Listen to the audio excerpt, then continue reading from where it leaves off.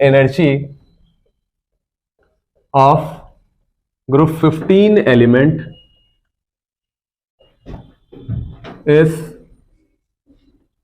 greater than group 14 elements. Group 14 elements. Configuration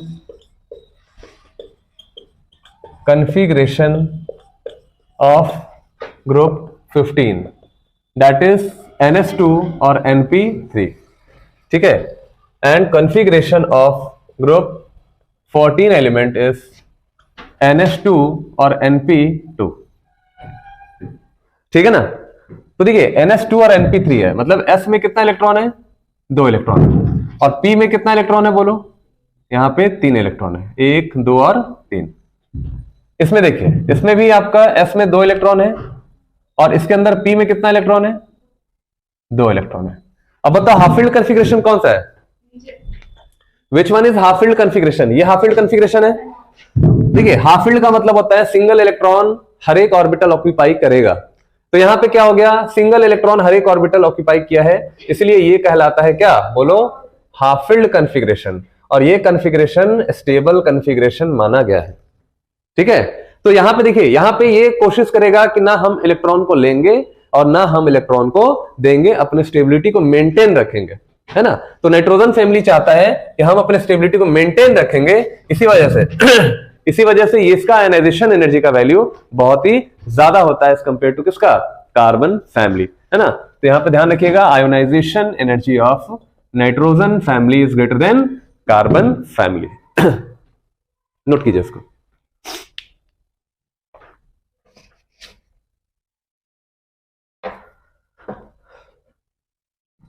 फिर देखिए successive ionisation energy. What is the meaning of successive ionisation energy? यहां देखिए ध्यान से. सक्सेसिव आयोनाइजेशन एनर्जी का मतलब होता है कि जैसे मान लो हमारे पास कोई पी ब्लॉक एलिमेंट हम ले लिए, ठीक है. ध्यान से देखिए, हमने कोई पी ब्लॉक एलिमेंट ले लिया है.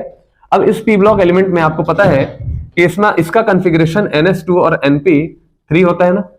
तो ये हमारा P वाला जो है वो आउटर शेल हो गया, मतलब S और P आउटर शेल हो गया. तो P से कितने इलेक्ट्रॉन निकालेगा ये? अगर ये निकालना चाहे तो कितना इलेक्ट्रॉन निकालेगा? 3 इलेक्ट्रॉन, ठीक है.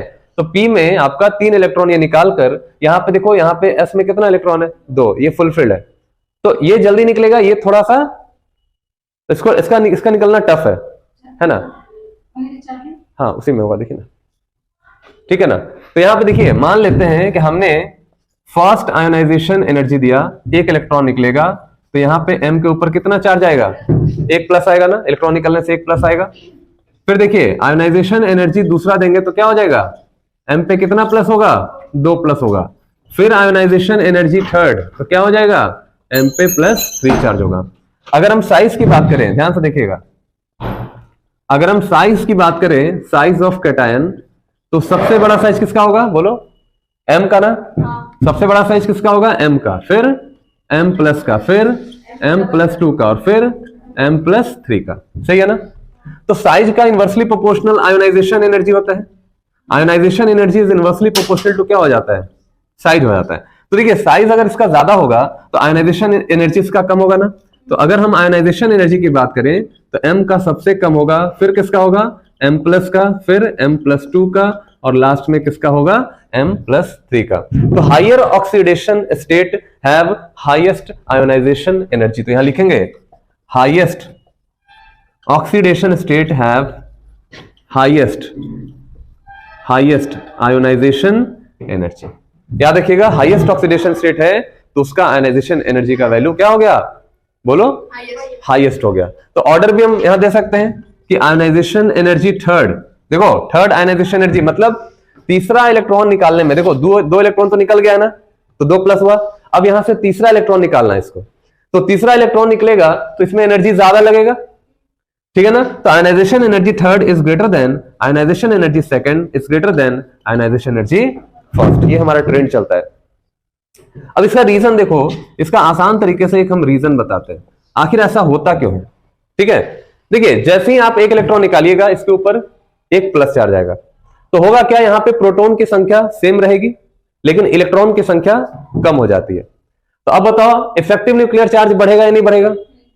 इफेक्टिव न्यूक्लियर चार्ज अगर बढ़ेगा, जैसे अगर हम इलेक्ट्रॉन को बाहर निकालते हैं, इलेक्ट्रॉन को जब हम बाहर निकालते हैं, इलेक्ट्रॉन क्या होगा जब बाहर निकलेगा तो क्या होगा, प्रोटॉन का संख्या बढ़ेगा ना, प्रोटॉन का संख्या बढ़ेगा, मतलब प्रोटॉन सेम रहेगा, बढ़ेगा नहीं कहो, प्रोटॉन के कंपेयर में इलेक्ट्रॉन की संख्या कम हो जाएगी। तो जैसे जैसे आप इलेक्ट्रॉन निकालिएगा वैसे वैसे प्रोटॉन, इलेक्ट्रॉन की संख्या प्रोटॉन से कम होता जाएगा, और जब भी इलेक्ट्रॉन का संख्या प्रोटॉन से कम होता जाएगा तो इफेक्टिव न्यूक्लियर चार्ज क्या हो जाता है, बढ़ जाता है। अब इफेक्टिव न्यूक्लियर चार्ज अगर बढ़ता है तो साइज क्या होता है, डिक्रीज करता है कि नहीं? जेड इफेक्टिव कल बताए थे ना, जेड इफेक्टिव जितना ज्यादा बढ़ेगा साइज उतना कम होगा, अगर साइज जितना कम होगा आयोनाइजेशन एनर्जी उतना ही बढ़ जाता है। तो ये ध्यान में रखिएगा कि जब भी आयोनाइजेशन एनर्जी करेंगे, मतलब आयोनाइजेशन एनर्जी देंगे तो वहां पे इलेक्ट्रॉन का संख्या धीरे धीरे कम होता जाएगा, उसके वजह से जेड इफेक्टिव बढ़ता जाएगा, उसकी वजह से साइज घटेगा, उसकी वजह से आयोनाइजेशन एनर्जी बढ़ेगा। तो ये हमारा रीजन हो गया है ना, इसको आप अच्छे से समझ लीजिए और लिख लीजिए कॉपी पे, नोट करिए।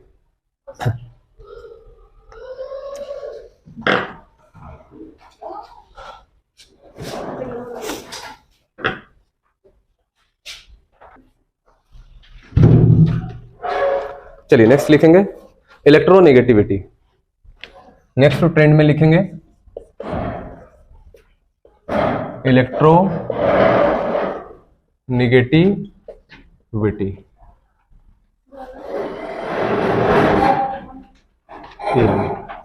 इलेक्ट्रोनेगेटिविटी देखिए, टॉप से बॉटम अगर जाएंगे, नाइट्रोजन, फास्फोरस, आर्सेनिक, एंटीमनी और बिस्मथ। ऊपर से नीचे अगर आइएगा, टॉप से बॉटम, ध्यान से देखिए, टॉप से बॉटम इलेक्ट्रोनेगेटिविटी का वैल्यू डिक्रीज करेगा, बहुत कम हो जाएगा। समझ में आ रहा है? ऊपर से नीचे आने पे इलेक्ट्रोनेगेटिविटी का वैल्यू बहुत कम होता है। मोस्ट इलेक्ट्रोनेगेटिव कौन है यहाँ पे? मोस्ट इलेक्ट्रोनेगेटिव नाइट्रोजन होता है ना। ऊपर से नीचे आइएगा तो मेटालिक कैरेक्टर, देखिए ध्यान से, ऊपर से नीचे आइएगा तो मेटालिक कैरेक्टर बढ़ता है ना। तो सबसे देखो, नाइट्रोजन नॉन मेटल है, बिस्मिथ आपका मेटल है, तो नाइट्रोजन से बिस्मिथ आइएगा तो मेटालिक कैरेक्टर क्या होगा, बढ़ जाएगा, है ना। तो मोस्ट इलेक्ट्रोनेगेटिव आपका नाइट्रोजन होता है, और नाइट्रोजन का इलेक्ट्रोनेगेटिविटी का जो वैल्यू होता है दैट इज 3.0। याद रखिएगा, नाइट्रोजन का क्या होता है 3.0, है ना। और फास्फोरस का देखो यहाँ सबका लिख दे रहे हैं, नाइट्रोजन का 3.0, फास्फोरस का 2.1, आर्सेनिक का 2.0 और एसबी का 1.9 और इसका भी 1.9। दोनों का सेम इलेक्ट्रोनेगेटिव वैल्यू होता है, दोनों का इलेक्ट्रोनेगेटिव वैल्यू सेम होता है, क्योंकि साइज का बहुत फर्क नहीं होता है दोनों में, है ना। तो जब साइज का फर्क नहीं है तो इलेक्ट्रोनेगेटिविटी भी लगभग सेम माना गया है। तो नाइट्रोजन का सबसे ज्यादा इलेक्ट्रोनेगेटिव है। देखिए नाइट्रोजन फास्फोरस में काफी ज्यादा डिफरेंस भी है इलेक्ट्रोनेगेटिविटी का, है ना। तो ये चीज ध्यान में रखिएगा। तो यहाँ पे इलेक्ट्रोनेगेटिविटी ऊपर से नीचे आओगे तो क्या हो जाएगा, घट जाएगा। अगर हम डेंसिटी की बात करें, तो ऊपर से नीचे आने पे, यानी कि टॉप से बॉटम अब आइएगा तो बताओ डेंसिटी क्या हो जाएगा, डेंसिटी इंक्रीज करेगा, है ना। एज डेंसिटी जो होता है वो डायरेक्टली प्रोपोर्शनल टू होता है एटॉमिक वेट के, ठीक है। Density is directly proportional to atomic weight, density is directly proportional to atomic weight, है ना। अगर हम बॉइलिंग पॉइंट की बात करें, बॉइलिंग पॉइंट की अगर हम बात करते हैं बीपी, ठीक है, तो बॉइलिंग पॉइंट क्या होगा, तो टॉप से बॉटम अगर हम जाएंगे तो बॉइलिंग पॉइंट बोलो इंक्रीज करेगा, ठीक है। टॉप से बॉटम आएंगे तो बॉइलिंग पॉइंट बढ़ेगा। तो बॉइलिंग पॉइंट जो होता है वो डायरेक्टली प्रोपोर्शनल टू होता है मॉलिक्यूलर वेट, ठीक है, या वांडर वाल फोर्स भी हम कह सकते हैं, या वांडर वाल फोर्स भी कह सकते हैं, ठीक है ना। तो ये चीज आप ध्यान रखिएगा यहाँ पे। तो बिस्मिथ के केस में आपका सॉलिड होता है, नाइट्रोजन आपका गैस होता है, तो सॉलिड के केस में बॉइलिंग पॉइंट ज्यादा होता है as compare to gas form. तो boiling point directly proportional to molecular weight, तो जिसका मॉलिक्यूलर वेट ज्यादा होगा बॉइलिंग पॉइंट उसका ज्यादा होगा। तो किसका बॉइलिंग पॉइंट ज्यादा होगा, बोलो बिस्मिथ का। तो बॉइलिंग पॉइंट अगर हम देखें तो बिस्मिथ का ज्यादा, फिर किसका बोलो एंटीमनी, फिर आर्सेनिक, फिर फास्फोरस, फिर हाँ नाइट्रोजन का बहुत कम होता है, ध्यान रखिएगा, नोट कर लीजिए।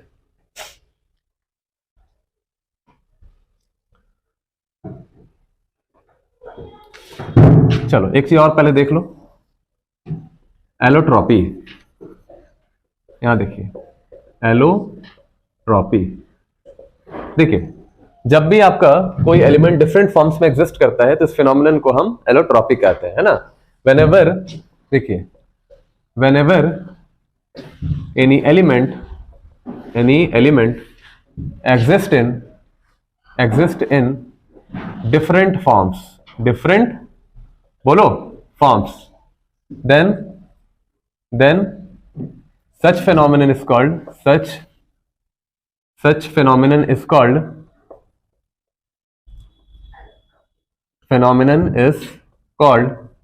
क्या बोलेंगे इसको, कॉल्ड एलोट्रॉपी। इस फिनोमिनन को हम एलोट्रॉपी कहते हैं, है ना। This is called your allotropy, है ना। तो देखिए यहां पे ध्यान से देखेंगे, तो देखो यहां पे नाइट्रोजन फैमिली के केस में यहां ध्यान रखिएगा, एक्सेप्ट बिस्मथ, मतलब एक्सेप्शनल केस है, बिस्मथ को छोड़कर ऑल अदर एलिमेंट, है ना, ऑल अदर एलिमेंट, ठीक है, शोस एलोट्रॉपी। बाकी जितने भी एलिमेंट हैं वो सब क्या शो करेगा, एलोट्रॉपी शो करेगा, है ना। जैसे देखिए मान लेते हैं, एग्जांपल लेते हैं फास्फोरस का, मेनली हमारा फास्फोरस का जनरली आपकी बुक में पढ़ना है, फास्फोरस के सारे एलोट्रॉप्स पढ़ना है। तो फास्फोरस में हम देखेंगे सबसे पहले क्या हो गया, व्हाइट फास्फोरस, या इसको हम येलो फास्फोरस भी कहते हैं, जो हाईली रिएक्टिव होता है, हाईली रिएक्टिव नेचर का होता है। दूसरा हमारा होता है क्या, रेड फास्फोरस, ठीक है, रेड फास्फोरस, ठीक है, नॉन पॉइजनस होता है ये ध्यान रखिएगा, नॉन पॉइजनस, ठीक है। और तीसरा हमारा होता है ब्लैक फास्फोरस, ब्लैक फास्फोरस, ठीक है ना। तो ये तीन तरह का फास्फोरस हम लोग का जनरली होता है, ये बहुत इंपॉर्टेंट है, याद रखना है आपको, ठीक है। चलिए नोट करिए इसको। देखिए एक बात यहां पे समझ लीजिएगा, एनसीईआरटी के अंदर नाइट्रोजन को छोड़ के यहाँ पे एक्सेप्शन बिस्मथ लेना है ना, एनसीईआरटी में एक्सेप्ट नाइट्रोजन दिया हुआ है, नाइट्रोजन का एलोट्रॉप नहीं बताया गया, लेकिन बहुत सारे बुक में नाइट्रोजन का भी एलोट्रॉप बताया गया है ना। तो हम आपको, बिस्मथ का तो खैर नहीं होता है, ठीक है, ये कंफर्म है। एनसीईआरटी में नाइट्रोजन का नहीं दिया हुआ है, लेकिन नाइट्रोजन का यहाँ पे एलोट्रॉप पाया गया है। नाइट्रोजन का देखो, नाइट्रोजन का दो एलोट्रॉप होता है, एक होता है अल्फा नाइट्रोजन, ठीक है, विथ क्यूबिक, ठीक है, क्रिस्टलाइन स्ट्रक्चर, ध्यान रखिएगा। एक हो गया अल्फा नाइट्रोजन, दूसरा बीटा नाइट्रोजन होता है विथ हेक्सागनल, ठीक है, हेक्सागनल क्रिस्टलाइन स्ट्रक्चर, ठीक है, याद है ना, सॉलिड स्टेट में सारा चीज बताया गया था, हेक्सागनल और क्यूबिक क्रिस्टलाइन स्ट्रक्चर। तो नाइट्रोजन का भी दो एलोट्रॉप होता है, एक अल्फा नाइट्रोजन, एक बीटा नाइट्रोजन, तो ये भी नोट कर लीजिए, बहुत इंपॉर्टेंट है ना। दूसरा देखिए एनामलस बिहेवियर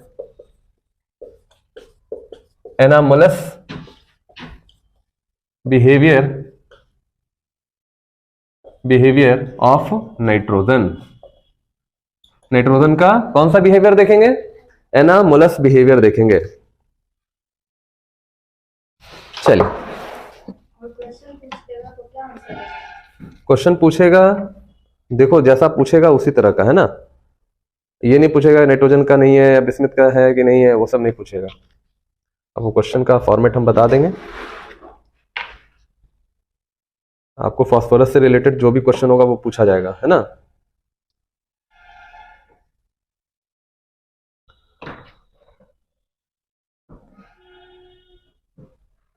देखो नाइट्रोजन के पास देखो, एनामलस बिहेवियर का मतलब क्या होता है, एनामलस का मतलब होता है डिफरेंट बिहेवियर,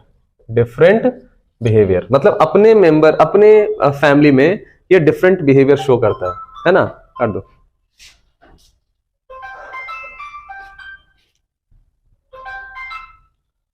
ठीक है, देखिए अपने फैमिली में डिफरेंट बिहेवियर शो करता है, ठीक है। अब अपने फैमिली में डिफरेंट बिहेवियर कैसे शो करेगा, जैसे मान लीजिए फैमिली में 3-4 लोग हैं, उसमें अलग अलग सब लोगों का अलग अलग बिहेवियर होता है ना, लेकिन किसी का ऑड बिहेवियर हो जाता है, किसी का बहुत अलग हो जाता है, ठीक है। 3 पढ़ने वाला 1 पढ़ने वाला है ही नहीं, उसमें कोई मतलब ऐसा कुछ गुण पाया ही नहीं गया जो पढ़ सकता है कल के डेट में या कुछ बन सकता है ना। तो कहने का मतलब है, इधर ध्यान दो, कहने का मतलब यह है कि एनामलस बिहेवियर का मतलब होता है डिफरेंट बिहेवियर, है ना, किसी एलिमेंट का अलग बिहेवियर हो जाए, ठीक है, तो उसको हम क्या बोलते हैं, एनामलस बिहेवियर कहते हैं। अब देखिए एनामलस में क्या होता है, सबसे डिफरेंट बिहेवियर किसका पाया गया है, नाइट्रोजन का। नाइट्रोजन हर मामले में बाकी एलिमेंट से अलग है।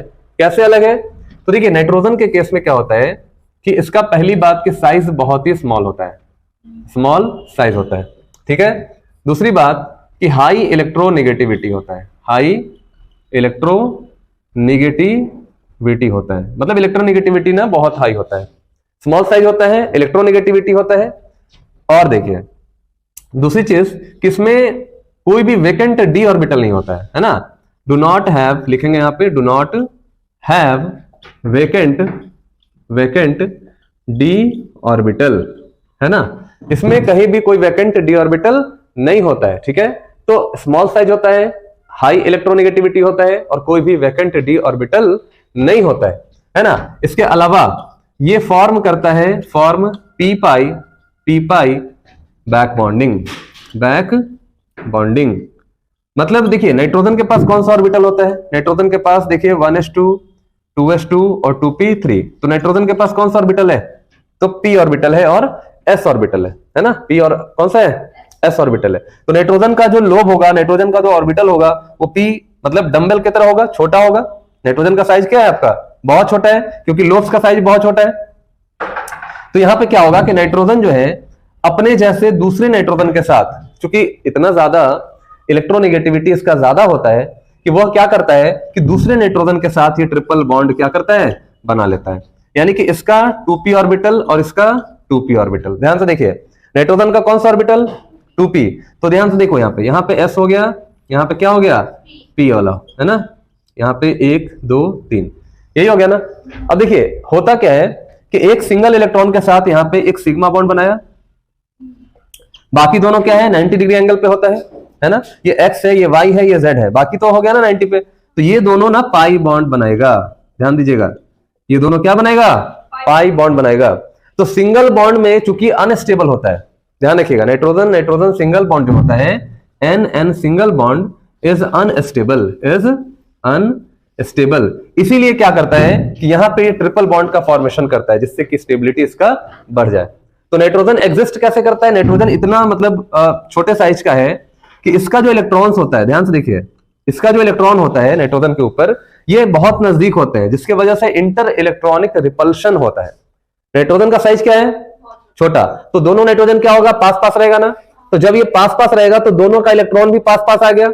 अब जब इलेक्ट्रॉन पास रहेगा तो रिपल्शन होगा या नहीं होगा, तो ये इलेक्ट्रॉन इधर भागेगा, ये इलेक्ट्रॉन इधर भागेगा, इसके वजह से बॉन्ड लेंथ जो हमारा होना चाहिए था उससे बड़ा हो गया। तो याद रखिएगा नाइट्रोजन के केस में, है ना, ये देखिए ध्यान से, नाइट्रोजन के केस में ये जो सिंगल बॉन्ड है इसका लेंथ जो है वो एग्जैक्ट में इतना होता है, ठीक है, क्यों, इंटर इलेक्ट्रॉनिक रिपल्शन। तो याद रखिएगा कि nitrogen single bond is less stable, ठीक है, ये भी क्वेश्चन पूछा जाता है, बहुत इंपॉर्टेंट है ना, इसको याद रखेंगे कि nitrogen single bond is less stable. क्यों लेस स्टेबल होता है, ड्यू टू इंटर इलेक्ट्रॉनिक